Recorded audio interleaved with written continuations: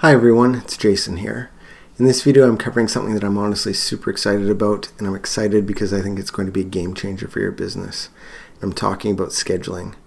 Now, if you've had even 2 or 3 employees, you probably already know how challenging scheduling can be. You've got last minute bookings, canceled and rescheduled bookings, employees calling in sick, employees working off of outdated schedules, double booked employees. The list of challenges is endless. So the question is then, how can we kind of simplify all of this so that managing client bookings and employee schedules is as straightforward as possible while ensuring that employees are at the right place at the right time? So I've got good news. We've leveraged our experience in the scheduling space to come up with a solution that's going to save you a lot of time and prevent a lot of headaches. So let's take a look. So to start, we'll click on scheduling and scheduler. From here I'll go to February 20th, and I'll just hide this side menu so we have a bit more room to work with. So what sits before you is our scheduling solution. What makes it special is its usability and the speed at which you can access information and perform tasks. And part of its usability comes from the fact that it works great on all devices, including mobile phones. And we'll take a look at that in a minute, but let's first have a look at the navigation. So at the top here, we can see that we've got a couple teams, the clean team and the J team. Each team has 2 employees. And we've also got a 5th employee over here who isn't actually assigned to a team. We'll just say that kind of picks up jobs as they become available.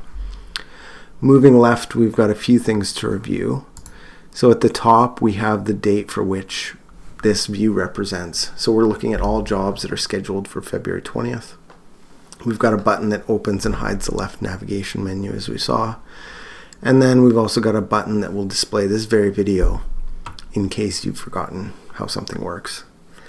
Moving down, we see the option to look at the scheduler for a different date. Below that, we have a couple of buttons that let us move between the next day or previous day. And then we've got a couple more buttons here. We've got one to create an event. So you'll want to create an event when you need to block off time in an employee or team's calendar if they're on vacation or if they're sick. Next to that, we have a button that allows us to easily create an invoice or an appointment once we've found a time that works for our client. So I'll skip over the overlapping jobs button for now, but we'll get to that in a minute. Next, we have our list of unscheduled jobs for the day.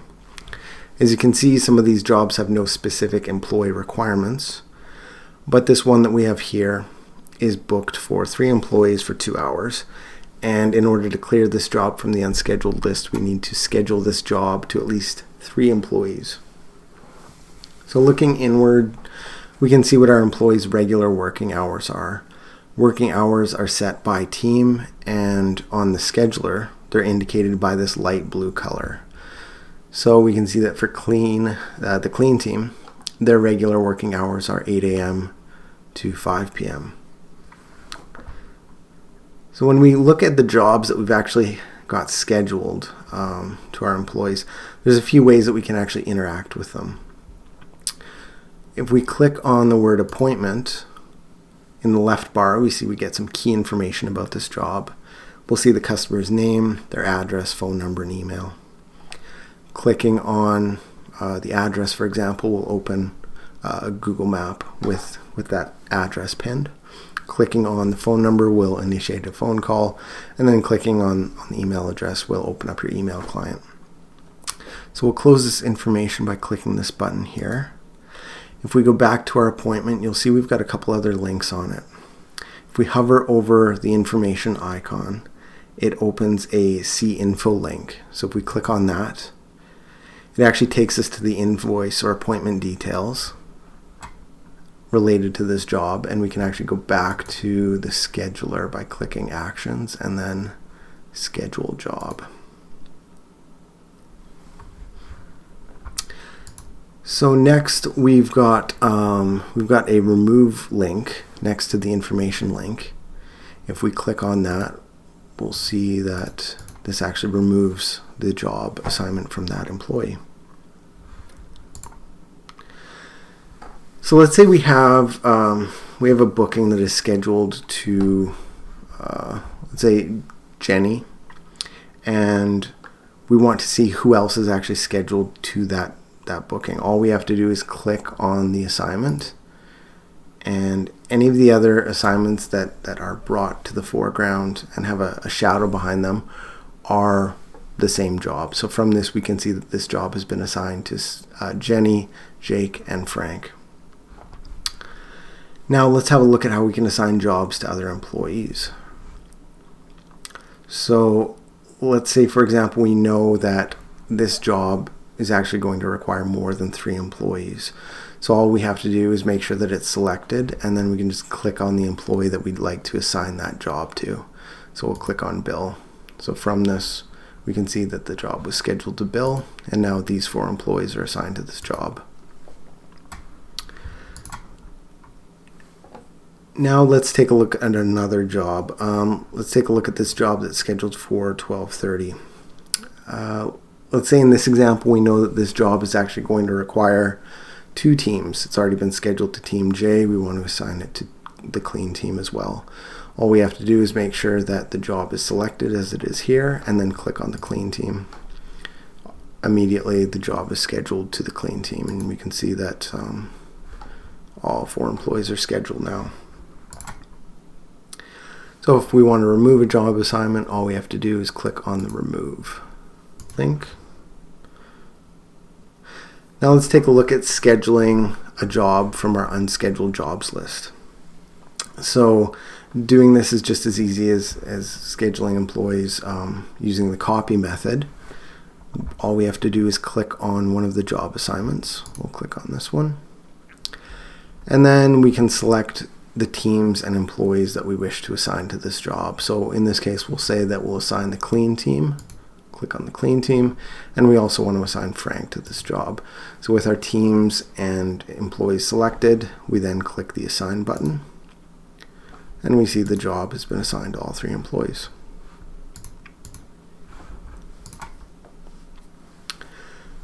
All right, now let's take a look at overlapping events. So with a busy schedule, as you may know, double bookings can be a problem. Our platform goes to great lengths to prevent any employees from being double booked. So in this case, what I'm going to do is just assign this job to James to create the situation we'll cover. So let's take this job, for example. We see it's assigned to these 4 employees. It's not assigned to James. If we tried to copy this job to James, we'll get an error, and it says that the job couldn't be assigned due to a conflict. If we absolutely need to assign this job to James for whatever reason, even though he's got a job already assigned for the majority of this particular time slot, what we'll do is we'll click overlapping events to allow them. And with the job now selected, we'll click James, and you can see that the job was in fact successfully scheduled now. And we can switch between the 2 jobs that are kind of assigned to this time slot simply by clicking on the job that kind of exists in the background. Let's have a look at events. So when you create an event using this button, it effectively blocks time off in your employees' calendar so that they can't really be booked during that specific time. So you can create an event for a specific employee, a whole team, or all employees. So let's say you need to block off time for your entire company, do it at a staff Christmas party. You can do this when creating the event. And this is covered in more detail in another tutorial video that we have on events specifically. So these events are in purple, and you can interact with them in the same way that you interact with appointments, right? So we can click on event. We get some detail about the event itself. We can click see info for more information. We can remove the event. The only difference between events and appointments for the purposes of this scheduler is that we cannot copy events to other employees. So in some rare cases, if we have overlapping events, sometimes selecting a given job can be a bit tricky, right? So usually you can, select an event, and then if you're wanting to open up the second event that's overlapping, we can get our mouse in there and bring it to the foreground just by clicking it. I just thought I'd give you a quick tip on how we can more easily do this. If you're having any difficulty bringing that secondary assignment to the foreground, we can just zoom in on the scheduler, and it makes it a bit easier to see what we're doing, and we can select the events just like that. So to zoom in on Windows, you can hold down the Control key, scroll in, Command plus the plus key on Mac, and on mobile you can simply pinch in and out to zoom in or out. And this just gives us finer control over what we're actually clicking within the scheduler. So I'll zoom back out to 100%. So I mentioned at the start of the video that it's easy to use this scheduler on account of the fact that it works so well on mobile.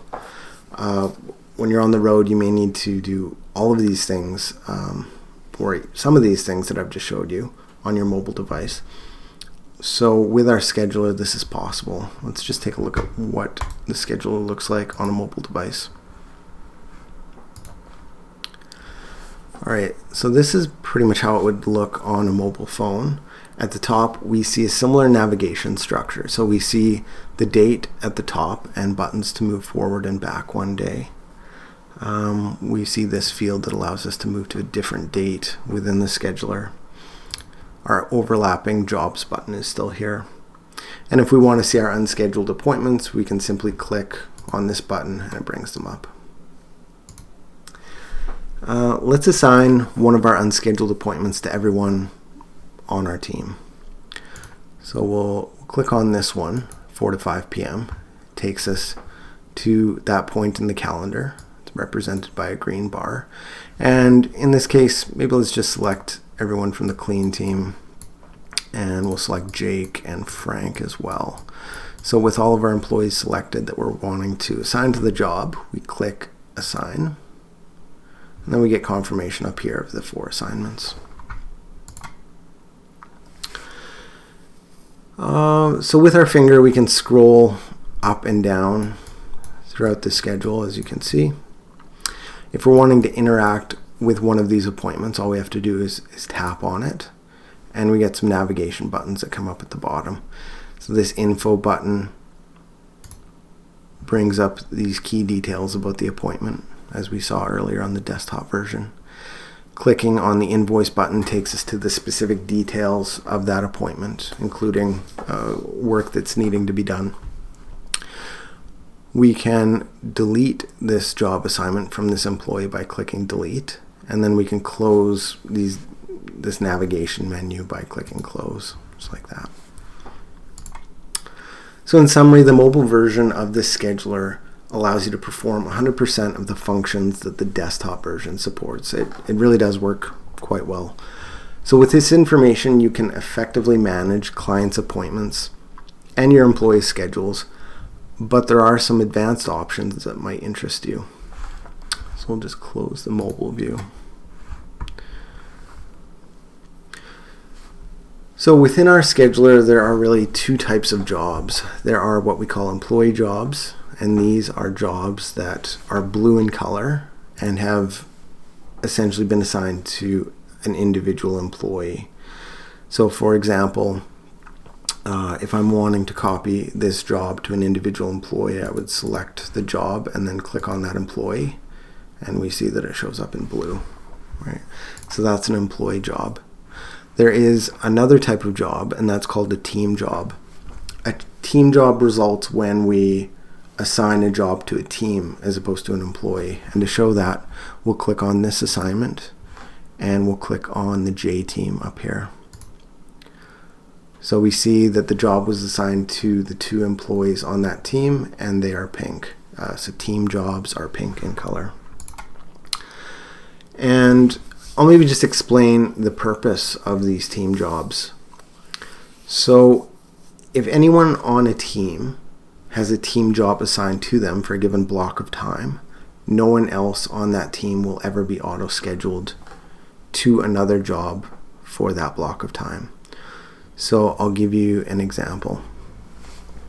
So let's say that James is an apprentice and Bill is a senior member of the team. And James cannot work without Bill being present, but for some reason James is unable to work a particular job. So let's just kind of set this up.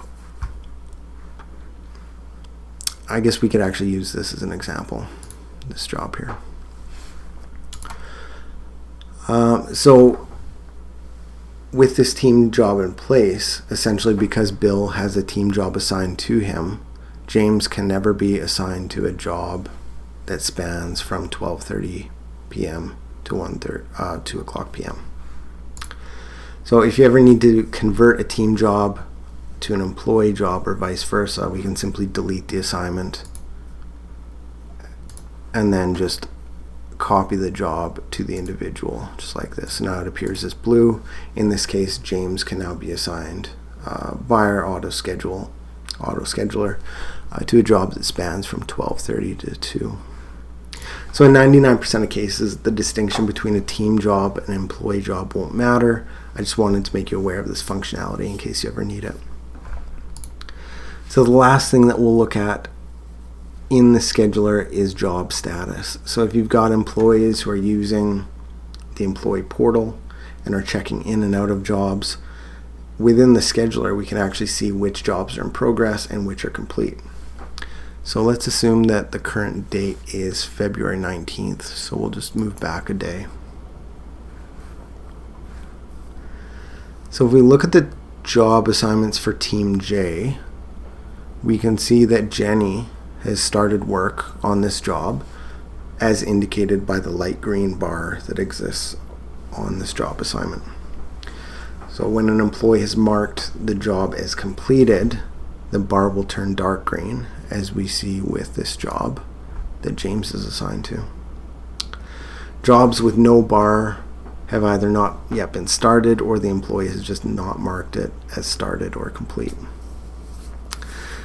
So that's really it for the scheduler, but before we end the video, let's take a quick look at the calendar functionality.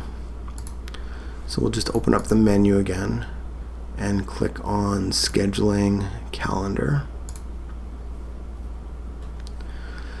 So the calendar allows you to select either an individual or an employee, an individual employee or a team, so that you can see all the events that have been scheduled to them.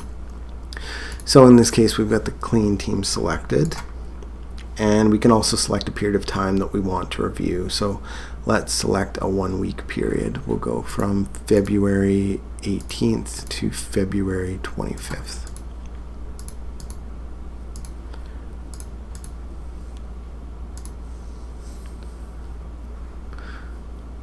All right. So we can see each employee's assigned jobs for the day. Clicking on these employee names will actually take us to their employee profile, and we can move to the left and right to see other days from this week. These other days haven't really been scheduled out. That's simply because we're working within a demo account, but we do see the jobs that we previously looked at for February 19th and 20th that were assigned to the clean team. So that's pretty much it for this tutorial. If you have any questions, feel free to submit a ticket or send us a message using the information on our contact page. Thanks, and have a great day.